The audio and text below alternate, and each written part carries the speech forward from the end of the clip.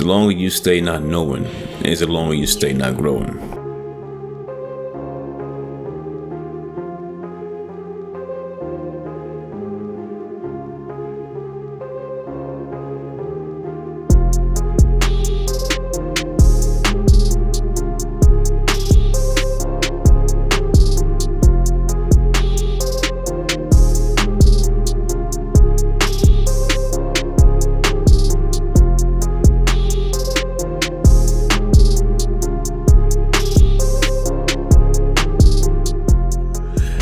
What a lot of these people you guys listen to do is they use your insecurities. In other words, fear and ignorance. They count on the fact that you are highly emotionally unstable. Case in point, they'll always try to find stories that solidify their point of view, whether it be swirling, anti-swirling, racism, whatever the story is, they'll find it. And I don't care what state, what country, what continent, they will find it, because that's what they do to keep you in an emotional state of mind, always looking out for the other person. Let me tell you something, this is facts. I don't care what race of people you are. The people who more likely are going to do you bodily harm looks just like you. That's a fact. Okay, that's a reality. Why? It's simple. You tend to lower your guard around people who look just like you. And someone who's in a messed up state of mind, they're not looking at you as, oh, we are one and the same. They're just looking at you as a target, a mark. That's it. But these people a lot of you guys listen to, they use your fear and your ignorance. That's the biggest tool they use against you. Especially when they talk about white supremacy, they make it sound like, just around the corner, here they come. I don't believe in that concept anyway, but that's the mindset they go, that they're coming to do you the most bodily harm, when realistically the people look just like you gonna be the ones who actually doing you the most bodily harm. Like what happened to that young lady over there in Baltimore, in her own store, in front of her daughter, losing her life. Her that did that. It wasn't anybody outside the camp. There's people who look just like her that chose to commit such a heinous crime.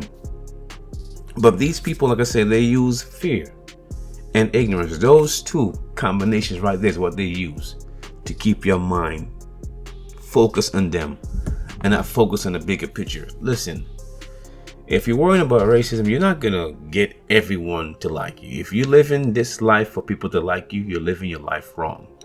Everyone is not gonna like you.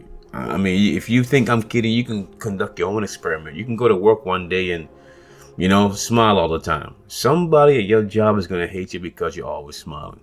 If you go to work and don't say nothing, somebody gonna hate you because you don't talk. If you go to work and always talking and being friendly, somebody gonna hate you because you're talking and being friendly. Translation, you're not going to please everyone. Do the best you can do and move forward. Am I telling you to be a complete jerk out there? Of course not. But you have to get to a point where you stop allowing people to manipulate your mind, because they're very, very good at keeping you emotionally unhinged. I mean, to be honest, it's actually taking the cue from the mainstream media. That's what the mainstream media keeps you in a state of hysteria. Oh, something's going on. Oh, something over here. Something over there. That's the way they work. Keep you in a state of confusion. Never in a state where you can sit back and think and really process the information given to you. No, just keep you emotionally unhinged. That's the name of the game. I mean, once you get your emotions, I keep saying it over and over. Once you get your emotions in check, where you can control yourself from being angry or being in a state of euphoria, believe me, a lot of things will begin to make more sense to you. And always, once you begin to really sit down and stop falling in love with personalities, a lot of stuff will begin to make sense to you.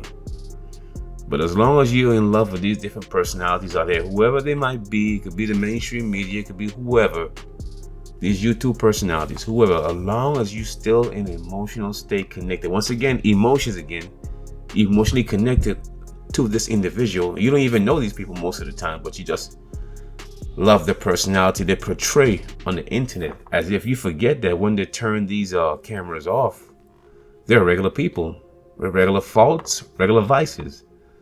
But you don't really see that. All you really see is what's being portrayed on the internet.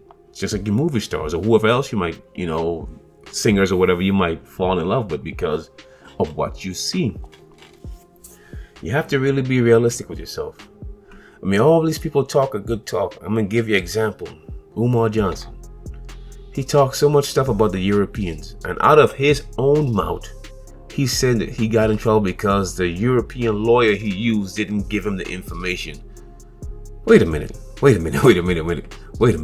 You are the man I was talking. You got to support black businesses. I'm using the word y'all like. And so for you mean to tell me you couldn't find a strong alpha male lawyer that was African? Come on, bro. It don't get that good. So they talk a talk. But you, the listener and the follower and the supporter, you have to use your own mind to begin to say, wait a minute, man, that don't make sense. Like, for instance, if I tell you, man, drinking ain't good for you, man, you shouldn't drink, and then you find out I'm an alcoholic, I'm a hypocrite. You're like, well, wait a minute, bro, you've been talking for so many years about drinking is no good for you, but next you know you find out I'm an alcoholic. You're like, well, wait a minute, you have a reason to question me. But a lot of people who follow this guy, Umar, don't question this guy. Like I said, they don't question the other fellow Tariq. I mean, you talk all this stuff about the Europeans and suspected race soldiers, but yet last year, if I'm not mistaken, you took a trip to Greece, of all places, the same place where Bakari Henderson, rest in peace, brother, lost his life. He was beaten to death in Greece. But you take a trip to the same country, and the people that follow you don't say, wait a minute, man, come on, bro. Come on. I mean, next year, you're going to find them probably in a scandal with some type of European or non-African woman, and somehow they'll explain it away. Or more like you followers will explain it away and be like, okay, it's cool. It's like you have your brain on like sleep mode.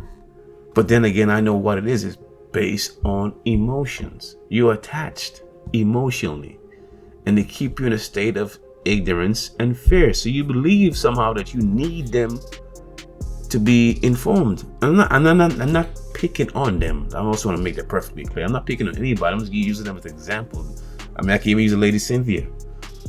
She was talking all that stuff about the European. Now most of her content seemed to be about the black man ain't shit. I mean, excuse my language. Roughly, that's what it is. And she was trying to find all types of pictures on the internet about African men with some overweight European women just to fit her narrative. I mean, I could do the same thing too. I live right here in Fort Worth, Texas. Let me tell you, some of you gonna hate me, but there are a lot of European women around me that are very attractive and have bodies also. They're not flat like how some of you think they are. How you try to describe them. These women are stacked.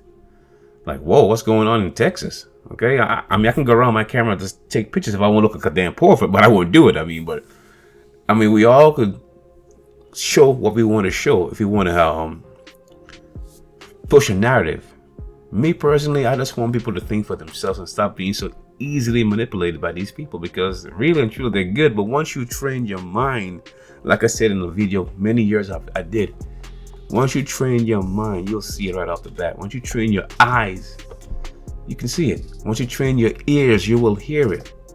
But until you do, they can say anything and you just go right by you like, damn, I didn't hear it. That's why sometimes in certain movies, you watch it the second time, like, oh man, I didn't see that, because now your mind is open up. But the first time you might have missed it because you was all in the mood, all emotional. Oh man, it's gonna be a good movie, or whatever the case have you. And then you stop and watch it again and rewatch it again and watch it again. Man, yeah, that makes sense. Okay, now I can see why this, and you begin to open up your mind to different possibilities. But as long as you are emotionally attached or highly emotionally unstable, you'll never be able to see the bigger picture. You'll always be led by your nose, like a donkey chasing a carrot. And the reason why I keep speaking on this is because you're wasting a lot of time. We all believe that somehow we're gonna live to see old age, and that might not be the case for some of us, man. You don't want to really leave this earth and you didn't fulfill anything at all. You was just here. It's like running a race and you just place. You're not even first, second, or third. You're like 6th or 7th place in the race out of 10. You're like, man. After third place, somebody keeps track. To tell you the truth, after third, like, who came in fourth? I don't know. The main concern is first, second, and third. Some of you are just in the race, man. Some of you happy to just be in the race.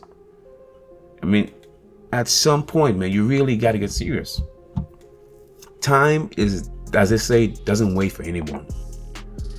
Whether you believe that or not is irrelevant. The facts are just that.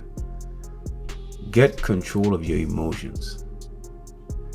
Stop being easily led.